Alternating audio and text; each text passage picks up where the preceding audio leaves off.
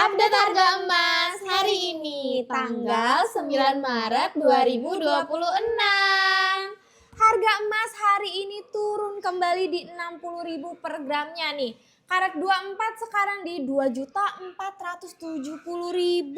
Cocok banget nih buat kalian yang mau investasi emas atau kan dikit lagi mau lebaran ya guys. Kalian pasti lagi nyari hampers kan? Bisa banget nih kalian jadiin hampers logam mulianya karena di Raja Mas Pondok Indah sudah ada loh yang di 0,1 sama di 0,5.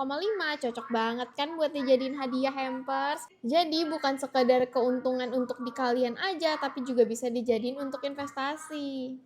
Menarik banget kan guys, buat kalian yang mau beli gift untuk lebaran boleh langsung ke Raja Mas cabang Pondok Indah. Untuk lokasinya udah kita tag di bawah ya guys. Dan buat kalian yang masih mau tanya-tanya untuk harganya boleh ditanya di kolom komentar. Jangan lupa di follow akun kami. Bye-bye. Bye-bye.